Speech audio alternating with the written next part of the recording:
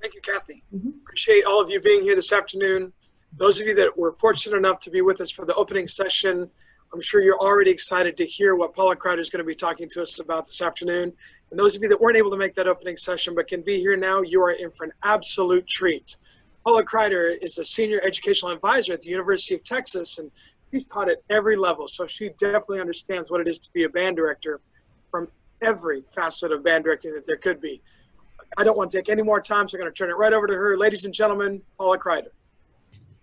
Ian, thank you very, very much, and welcome back, gang. I'm so glad to be here. And when I started working on this, Kathy and Ian and Neil just put in a title, kind of a working title, because they didn't know what I was going to talk about.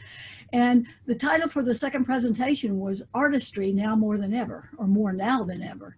And I thought, what a great title. I can work with that. And I've had so much fun putting this together and thinking about it, because beyond the nuts and bolts, I think this is something that I hope will resonate with you. And if you were lucky enough to hear Gary Green's interview last night, he said something that was so beautiful. He said that my heart was exploding with joy and curiosity and wonder. That's why Gary Green is what is Gary Green. He is the consummate artist, and that's something that we all, I think, aspire to become. And so that's what I'm going to talk about. This is a deep dive into far beyond technique, because I feel like music touches the soul in a place that nothing else can. And I'm quite sure that you feel the same way, or you wouldn't have dedicated your life to music. So this is a quote by Maya Angelou, and I thought it was really, really cogent in these times, because she said, as a young girl, music was her refuge. She could crawl into the space between the notes and curl her back to loneliness. And we can find solace in music, especially if music touches us in the way we want it to. So the question here I pose to you is, no matter where we are as a teacher, as a musician, as a person, we always want to go to that next level. And the next level in music, I think, is how do we take ourselves and our students beyond the notes? As Pablo Casals, the great cellist, so eloquently says, the true soul of the music lies between the notes. And sometimes, you know, guilty as charged, we get so hung up on the notes that we really forget about why we're in this profession to begin with, and that's the music. There are 3 levels of performance that I'm going to talk about today. The first, in order to have a good ensemble, you have to take care of the technical aspects. In order to have an even better ensemble, the conductor and the students need to understand the elements of musicianship. But that's something we don't talk about very much. But the very best bands are the bands that can achieve that emotional level as well. So real quickly, we're going to talk about the technical level, and we're going to conduct before this is all over. So if you have a baton handy, or you were able to get it out of your rehearsal hall before they shut it down, you might want to grab it. Level 1 is a technical level. Now, nobody wants to listen to a band that can play in tone and in tune and in time. That's just, that's a given. But that's really the easy part. Tone is a foundation upon which all music must be built, or everything else falls apart. Tone is everything. And when I used to teach beginners, my kids didn't start in the beginner book until they could get a really good tone. We played one note for maybe a week or 2 weeks. And I know you're thinking, man, how boring, but it wasn't at all, because I devised games and we played Star Wars and we'd zap each other with Z-rays by holding notes long and so on and so forth. But once they got that sound going, we learned the first 5 notes of a scale, and then they got to take their instruments home. And the 5 notes of the scale allowed them to play this, do, do, do. So when they went home for their parents, the first thing the parents heard were not lightly row, but do, do, do, da, da, da, da, da, da, da. They thought that was the coolest thing in the world because they got to play Louie, Louie. But I taught them to love tone before we ever started in the book. And at the end of the year, they were far more advanced than those who were throwing everything at them at one time. Because nobody wants to listen to a bad sound, with apologies to the saxophone players in the audience. But Casal says that the most perfect technique is that which is not noticed at all. And that's what we aspire to do. But the technique is the easy part. If you don't know how to teach a certain aspect, a certain fundamental, there's somebody in your area or somebody in your state that can be your mentor. If you're having trouble with clarinet sound, find somebody who knows how to teach it well, or teaching rhythm, or how do you get your band to play better in tune. All those fundamentals, they're the easy part. The second part is something that I don't see done a lot in rehearsals, and the people that do this have better bands. And this is intellectual. We want to involve ourselves in thinking and reasoning and analyzing and synthesizing so that we're just not doing the basics. And what I'm talking about here is the difference between planning a rehearsal and studying the score and planning how to teach the music. So that brings up score study. And I don't want to drive you screaming from the room because this is not going to be about score study. But if you don't do it, you never really unlock the secrets of the music. I want to learn as much about the music as is humanly possible so that I can make that piece mine and share it with the students. And a number of years ago, I put together a book called A Conductor's Legacy. And in it were people like Frank Battisti and Harry Bejan, John Bourgeois, Ray Kramer, James Croft, et cetera, et cetera. And the reason I did it was very selfish. I wanted to interview them and find out what made them successful. And one of the questions I wanted to ask them is, how do you study a score? And not one of them studied the score in the same manner. So when we're talking about score study, we're not talking about that Battisti-Garofalo model that may or may not work for you and you're thinking it would take, more time than you have. But we're talking about something that will allow you, if you're a visual or an oral or a kinesthetic or all three learner, to put together the score. So when we're talking about score study, we want the composer's intent. I want to have that piece in my mind's ear. I live 45 minutes from my high school. It was that long a drive. I live out in the country. And I lived 47 and a half minutes, if I didn't break the speed limit, from the University of Texas. Well, that gave me a drive coming and going every day to really study and listen to scores and learn them. And if I couldn't sing through the score before I stood in front of the ensemble, chances were I didn't feel like I knew it well enough to get my head out of the score, which is something that I think is really important. Because I wanted to create a musical landscape. I wanted to own it. And that's the way we need to feel if we're going to become artists on the podium. But level 2 also involves the way we approach our students. And I think it's very important that we empower the students. I want students in my ensembles to be analytical and creative, have a musical opinion, and to be able to think for themselves. I think about, I was doing the Georgia All-State years ago, and it was a year that Frank DeKelly's Blue Shades came out. We played it in manuscript. And I remember turning to this wonderful first chair clarinet player. He played very, very well. And we've been talking about shaping phrases. And I turned to him and I said, what do you think about that phrase? And he looked up at me and very quickly said, what do you want me to think? We are all, this is the conductor that I don't ever want to be, and I'm guilty as charged, probably too much still. But I call the conductor Herr von Control Freaking. We have to control everything.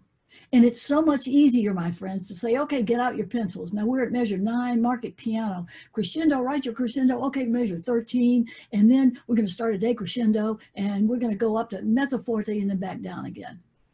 Well, that's fine. And you may evidence a change in dynamic, but you're not going to really hear a phrase because the kids don't understand why they're doing it. So I want to teach kids to feel, and I also want to teach them to listen. And one of the things that makes a better ensemble, and you guys know this, is to teach students to listen beyond their parts. The first step is simply to find the melody. I just call it the white note rule or the whole note rule. And if anyone has anything but the melody, harmonic rhythm, then the first thing they're supposed to do is say to themselves, I don't have the melody.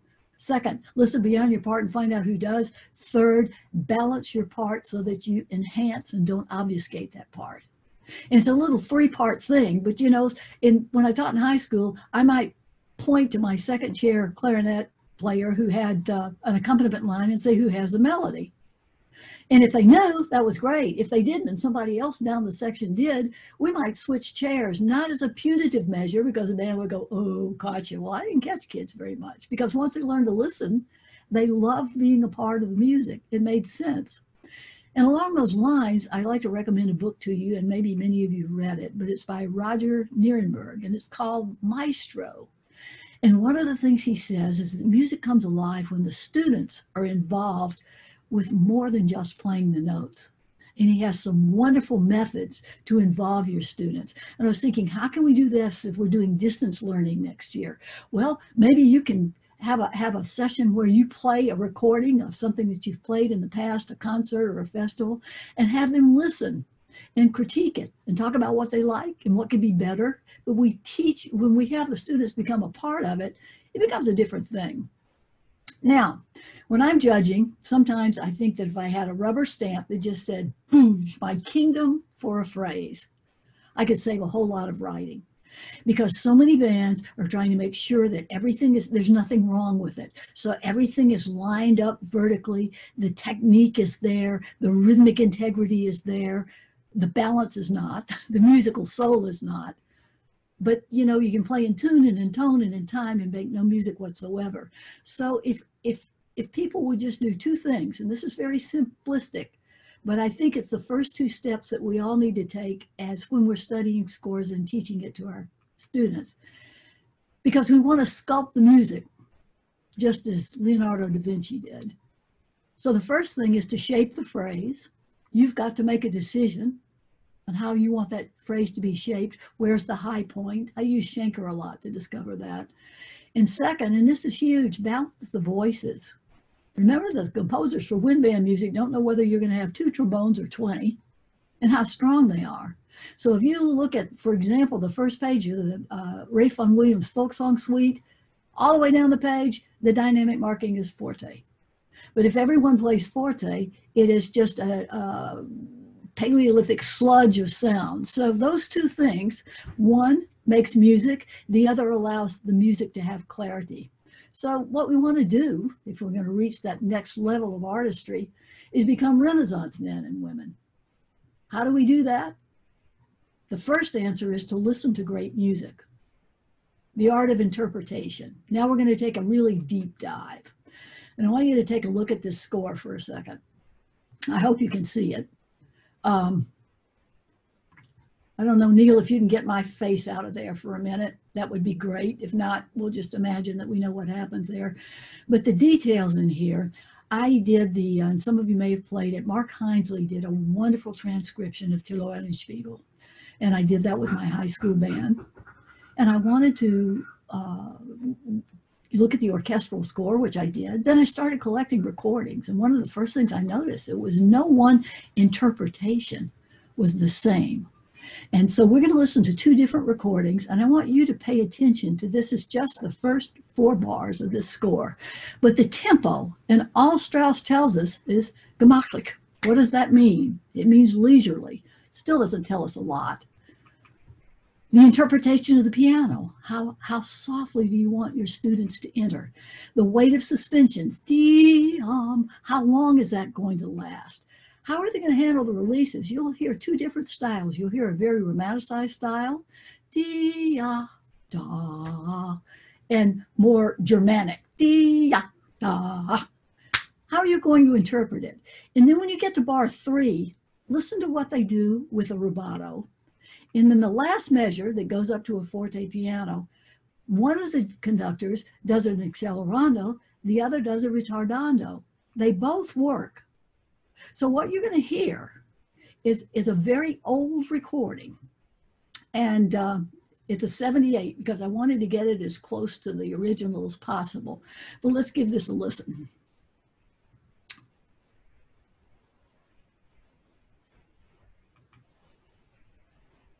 They started really softly, didn't they? And then listen to the horn player.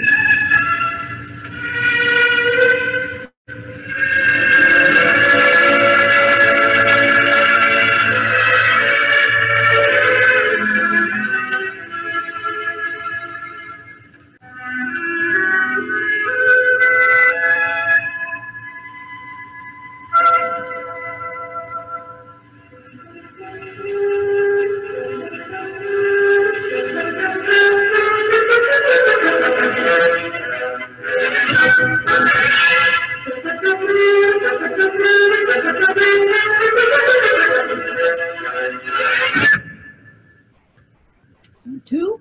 Number two.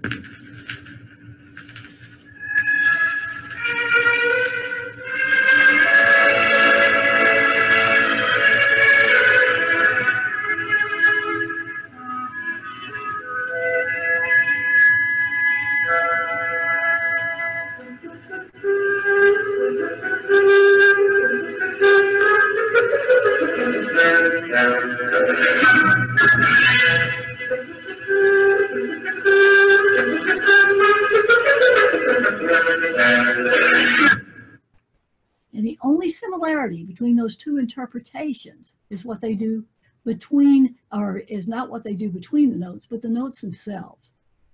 So, and when we study that, we learn that those first introductions, or it's just like once upon a time, we're telling the story of Till Eulenspiegel. Till Eulenspiegel was a rascally scamp. Das was an Eigergebot. And Till Eulenspiegel, the personality that the horn player gives that Till really sets the whole tone of the piece.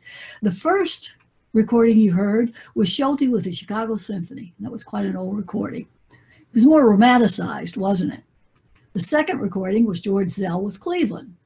Well, we don't have time to hear, but it was Stokowski, took it at 92. Look at the difference in the metronomic markings. And then von Karajan with Berlin took a tempo of 72. Which one is right? The point is, there's more than one right answer.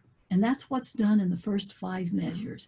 It's that kind of detail. And if you will take your favorite orchestral piece or choral piece, I don't say band piece because so many band interpretations, there's so much sameness. But find your favorite orchestral piece, get a score, and then start collecting recordings of those pieces and go to school on what they do with the nuance and the subtleties and the interpretation. So that takes care of the second, the intellectual part. This part, I couldn't wait to get to because we don't talk about this very much. But you know, they say that, you know, the ubiquitous they say that music makes you smarter. Of course it does. And it improves your math scores. But I didn't decide to make music my life's work because I needed to make my math scores any better. I come from a family of engineers. My math scores were better whether I wanted to or not.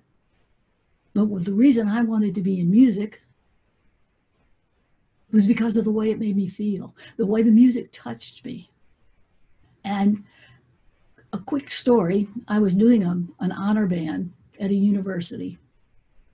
And the young man who picked me up explained that he was a master's candidate in his master's recital was that Sunday night. He was a saxophonist.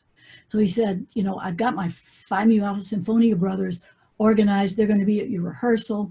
When you finish, just come knock on the practice room door and I'll take you back to your hotel. And I said, sure, fine. And he had it all organized. I went and started to knock on the door, but he was playing something so beautifully that I didn't want to interrupt. So I just stopped and I thought, I wonder what that is. I've never heard that before.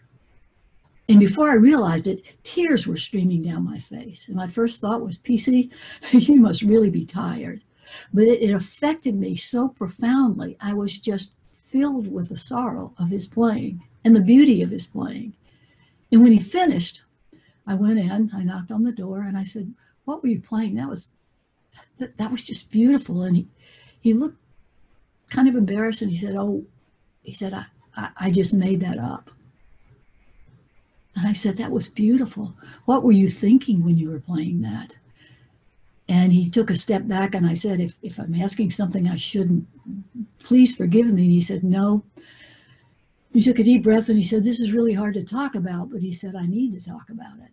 He said, when I was in the 7th grade, my older brother got a scholarship to go off to university. And we were so proud of it. We came from a single family home and my mom was holding down 3 jobs just to put food on the table and to help him go to school. And when my brother left, he used to help me with my homework. So when my brother left, my grades started to slip a little bit. He came back at Thanksgiving and saw what was happening and took me to meet with my teacher, my 7th grade teacher, Mrs. Olson. And she was a wonderful teacher. My brother explained what was happening and she'd remember having my brother.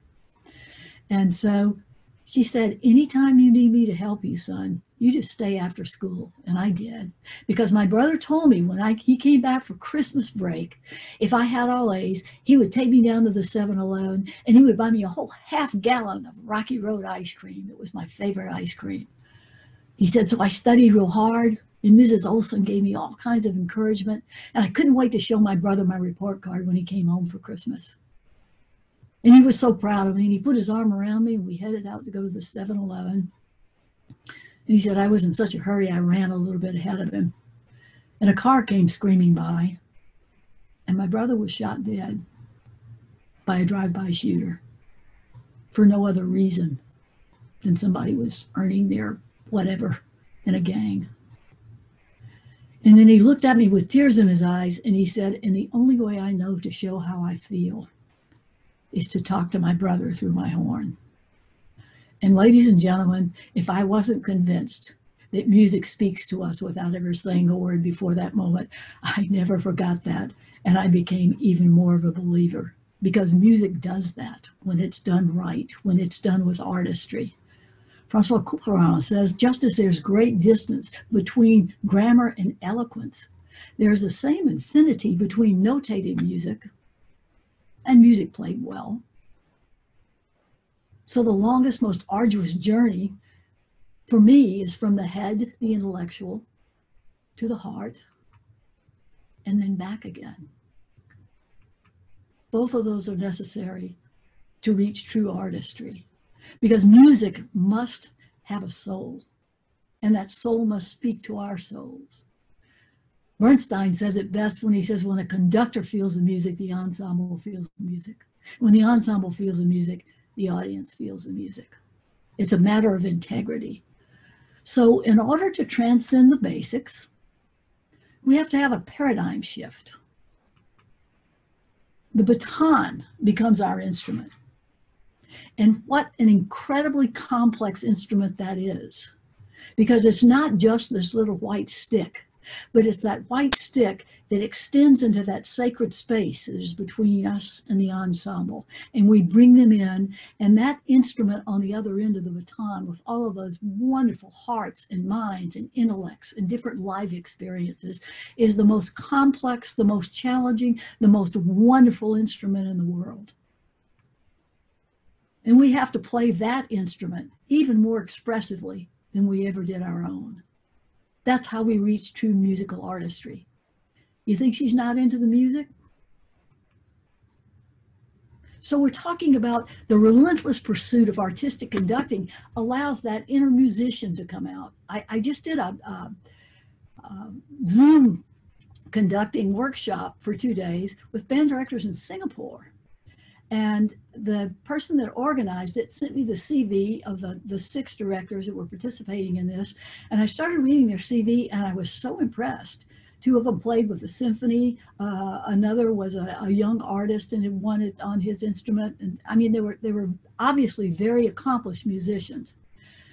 But in Singapore, their music education does not have a very active conducting program. So what they learned was pretty much on their own. And as I started working with them, I saw there's these beautiful musicians inside struggling to get out, but they were still, many of them, in basic conducting 101.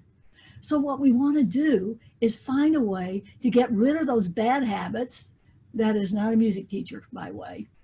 But to get rid of the bad habits that we all developed, or at least I did, when I started teaching, the last thing I was thinking about was my conducting, because I was trying to find my teacher voice and learn how to maintain discipline and how to motivate the kids and how to teach the clarinets with their chins bunched, and finding out that French horn player was playing on an F horn and using B-flat fingerings, and on it goes. So I just did a clinic for CSI, and it was called the 7 Deadly Sins of Conducting. We're only going to talk about one of them because this is probably the deadliest of sins. And that's only using the shoulder hinge. And so what we're going to do are some exercises. So grab your baton. We're going to have a little fun with this. And I also want it to remind us of how much we miss doing this. But, you know, here are our objectives. We want to unlock the wrist, because too many people conduct with a locked wrist. And then we also want to free the restrictive elbows and not use this, but use this for the horizontal plane. I want to say again, and I'll say it again and again, this is not the way to conduct these pieces. These are exercises, just as we use scales to develop technical facility. But I'm a big proponent of conducting music, your own, if you will, and figure out how to better say what you want to say with the music. So here we go. The first thing we're doing is, and I'm going to do this first because I don't know how much time lag we'll be looking at, but all we're doing is conducting with the wrist. No elbow, no shoulder, and it's 2/4 time. So we're doing that little J pattern, and you notice with the wrist, we don't get that big rebound that we use when we engage the elbow. So it's just 1, 2, 1, 2. Just look at your wrist, and here we go.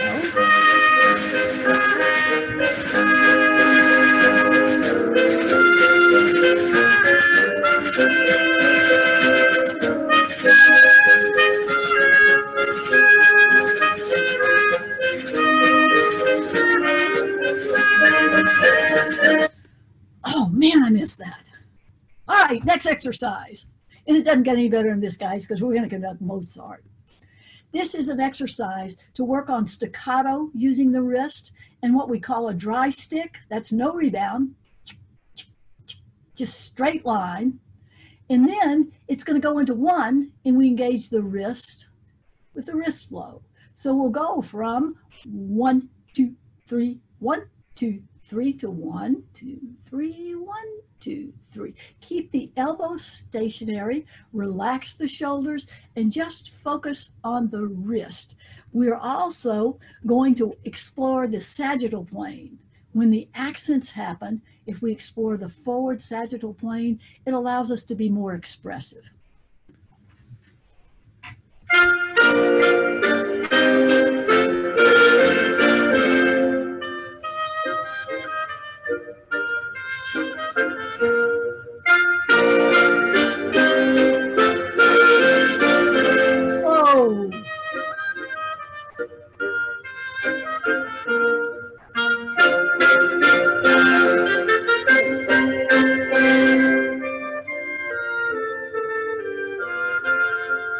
Sagittal.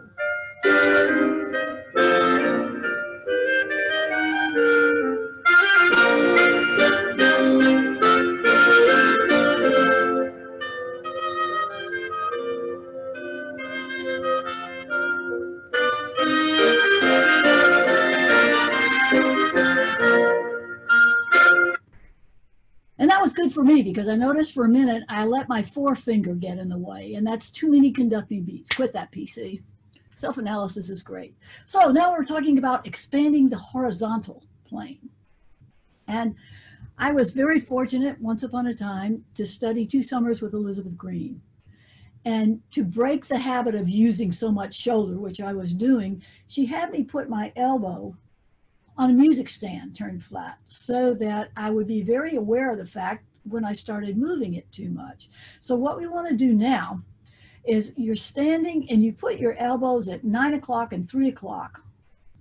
And imagine that you're encompassing a big redwood tree or a teddy bear, something here. So we're encompassing the sound here.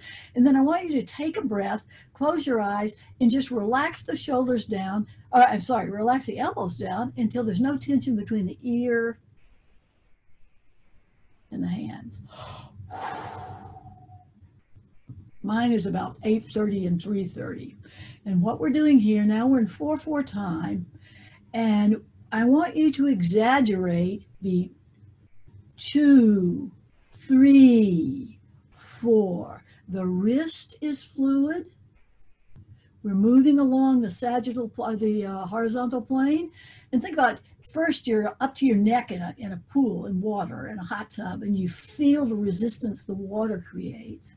And then you get out of the pool and you create the illusion of resistance. What we don't want to see, and I see a lot, is let me feel like you're drawing the music out, but the music doesn't do that. We're working on a smooth horizontal gesture. And by the way, John Bourgeois has done a wonderful transcription of this. You're going to hear the Halverson in memoriam. And if you would, imagine that you have a helium-filled balloon on the tip of your baton, and it's just going to float leisurely above that. No jerkiness whatsoever. Put your left hand under your right elbow. 2, 3, 4.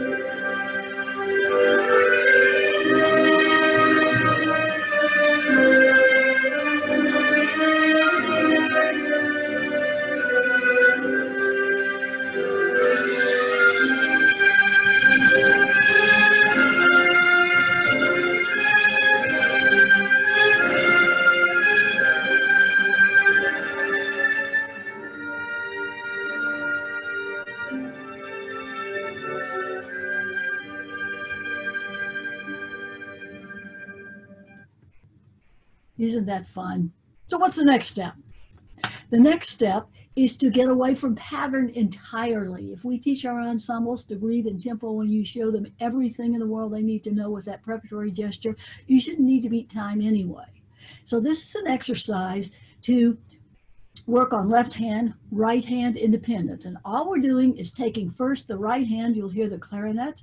You want to take the right hand out to the apex of intensity and then bring it back in. And the left hand will be the oboe. On the second phrase, we'll reverse it just to practice. And you can go up, down, at whatever you want to do, but show the intensity and the relaxation of intensity.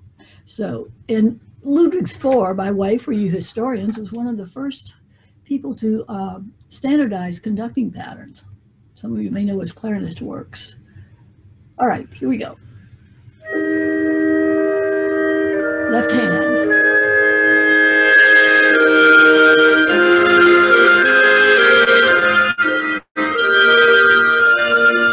Now left hand.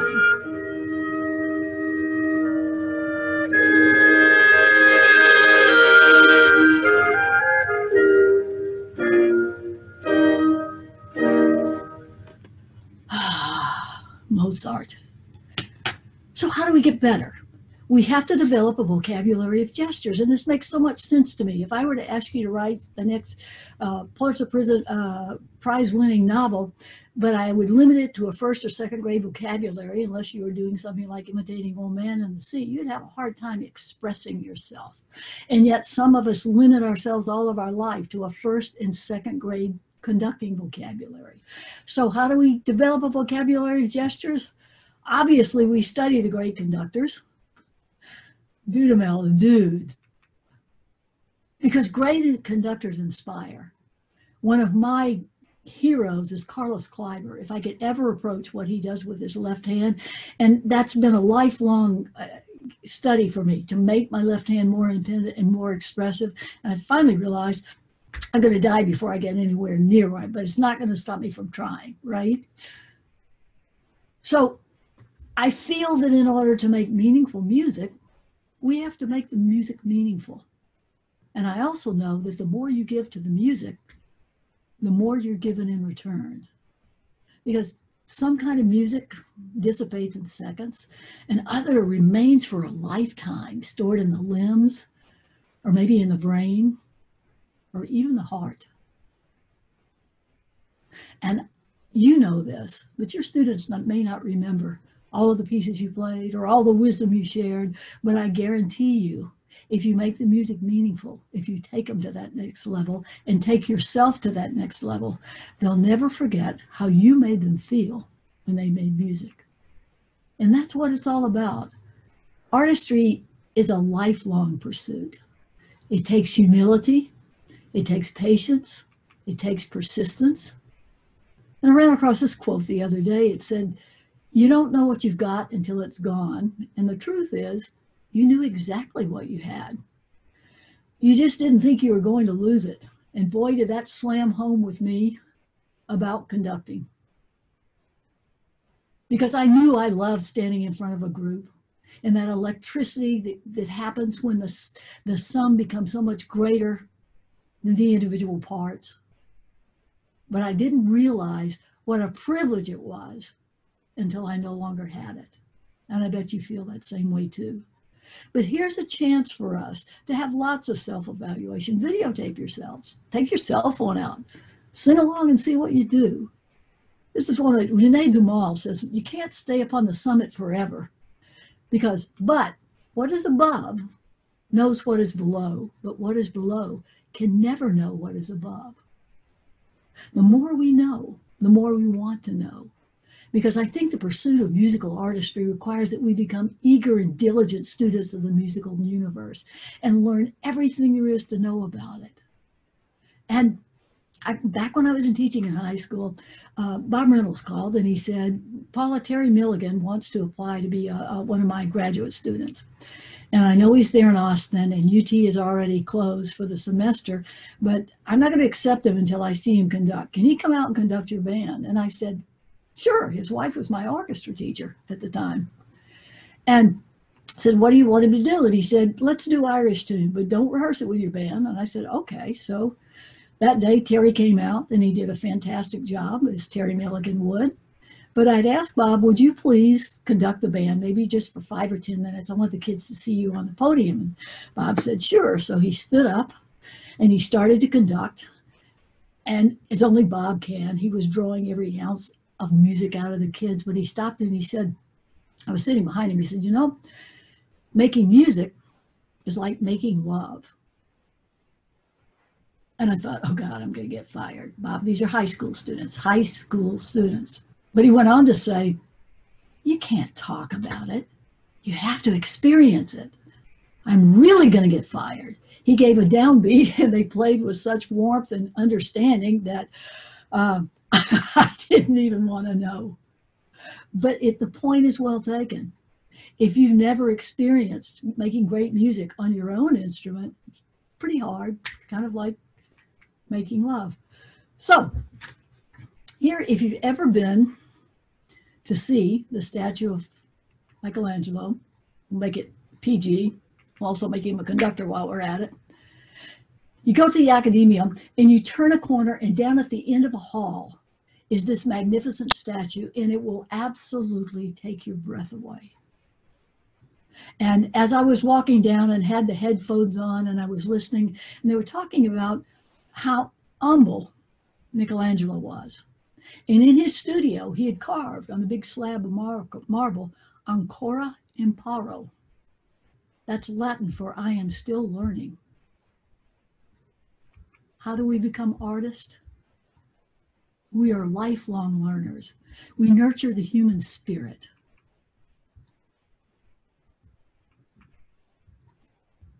Because it's not how the music sounds, but how those sounds make us feel. So that we are seekers that are passionately, joyfully, relentlessly pursuing that elusive next level of musical artistry. And every time I'll have a new epiphany and think I've learned something and be very excited about it, in a moment of introspection, if I'm really quiet, I can still hear the footsteps on that next level that I want to attain. That's how we become artists. That's how we become great musicians. Because as George Bernard Shaw says, and what a responsibility and what a privilege. You are the music while the music lasts. Carpe MUSICUM. Thanks for being here, gang. I hope you found your batons. And now we'll open up the floor for comments, questions, and I will stop my share. I'm a slow learner, but I got it. Okay, the chat is open. The question and answer is open. So if you have a specific question that you want to ask, you can put it in the Q&A, or you can just ask in the chat. If you want to talk to Paula, just raise your hand and we can unmute you and all that.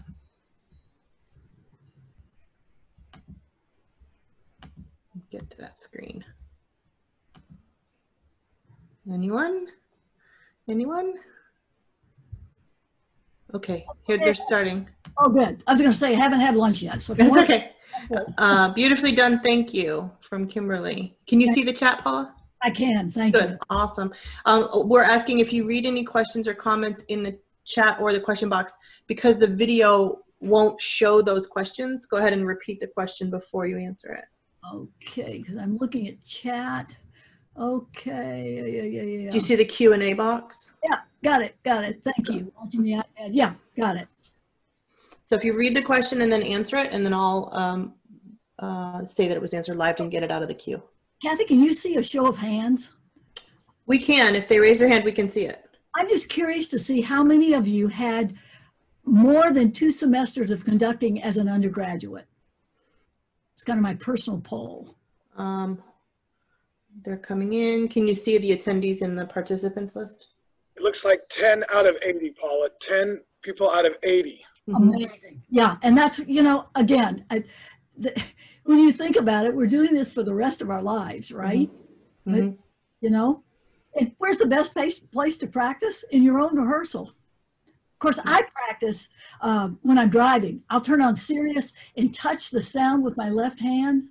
I stopped at a red light one time and it felt like somebody was looking at me. I looked over, big truck, Bubba with his gun rack in the back, and I thought he was going to shoot me and put me out of my misery. But, you know, anywhere you can practice.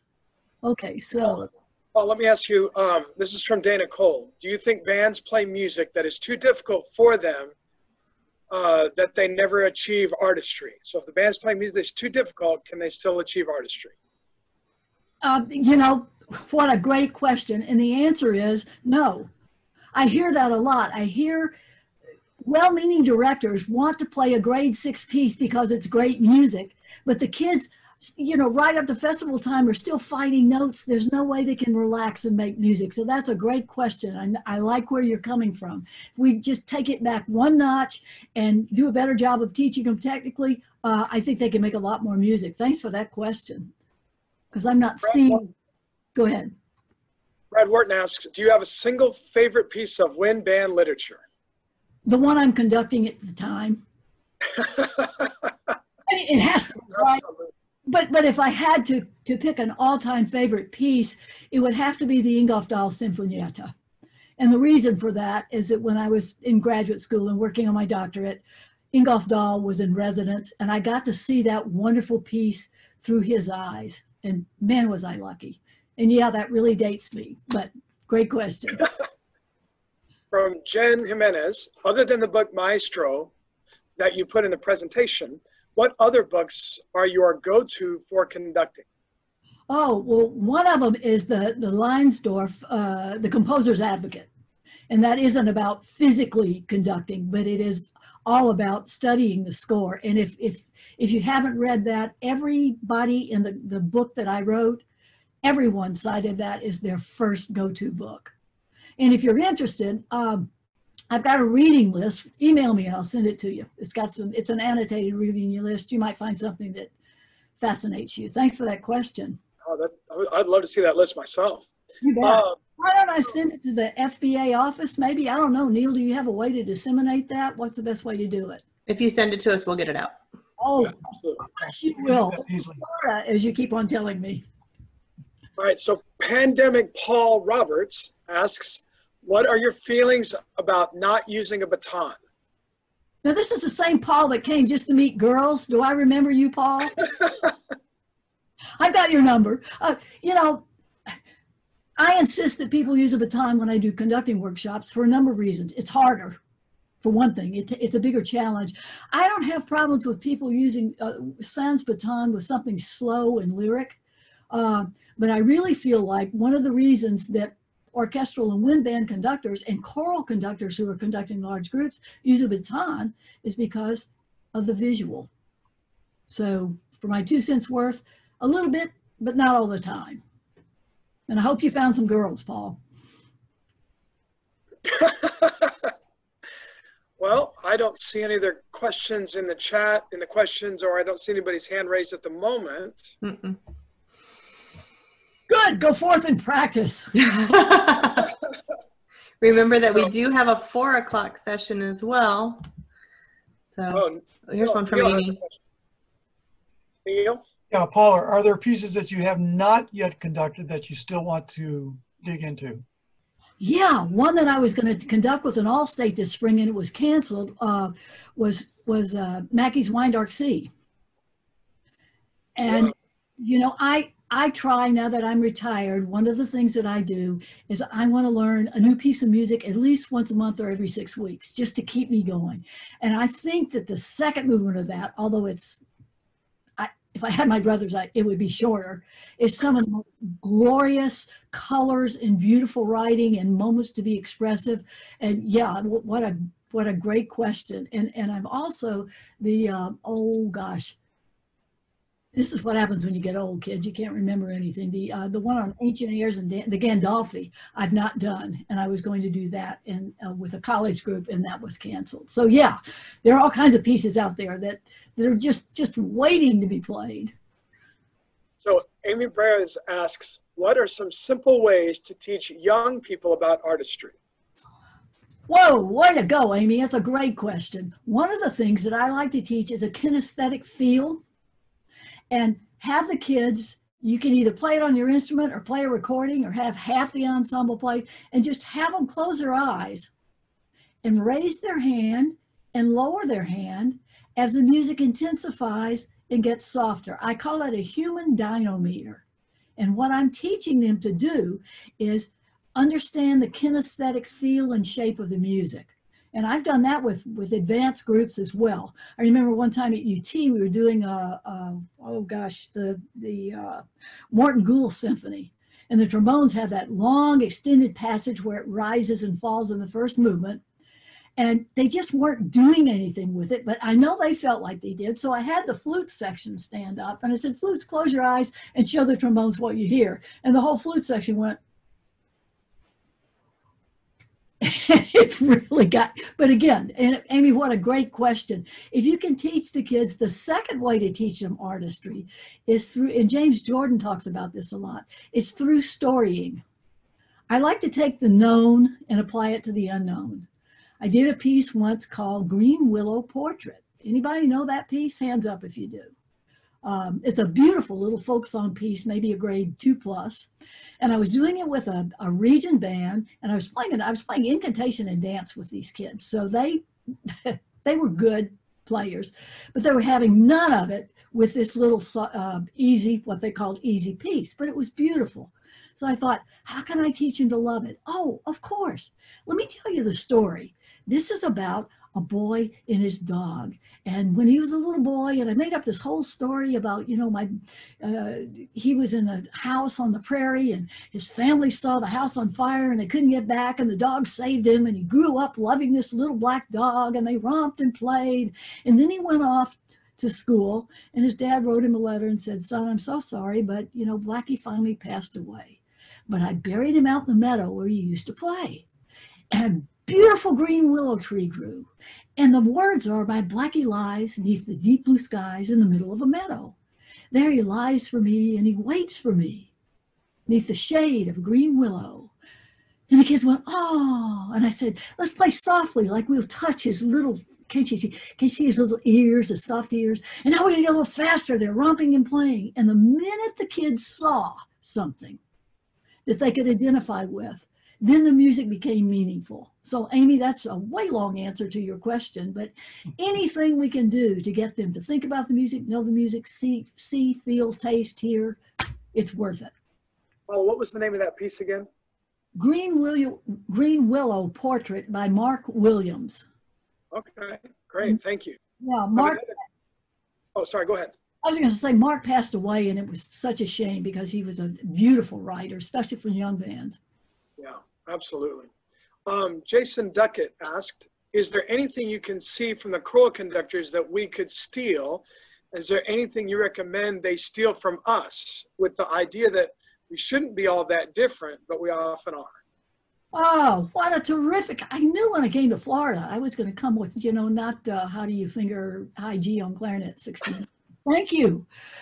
First of all, I think that one thing that we shouldn't borrow from choral conductors is they tend to sing along, and band directors who mouth accounts, it's very distracting. What we can learn from choral conductors is that, and this is a broad generalization, but choral conductors tend to conduct more linear and think in more linear terms than we do. There's not that much horizontal. So, and again, I'm so envious of the great choral literature. You know, if I could sing, have the band play Palestrina and have those lovely lines. So yeah, choral conductors tend to do this a lot better. Absolutely. This is from David Rosa. Do you have any conducting symposium that you recommend for band directors? Do you have a conducting symposium that you recommend for band directors? You know, I'll answer that this way, and thanks for that question, because if you've got the courage to go to a conducting symposium and conduct, don't just be a fly on the wall, that takes a lot of courage. But to answer your question, I don't know of a single conducting symposium in the United States that I could not recommend. The people that are doing it, they all have something to offer. And I take them up on it.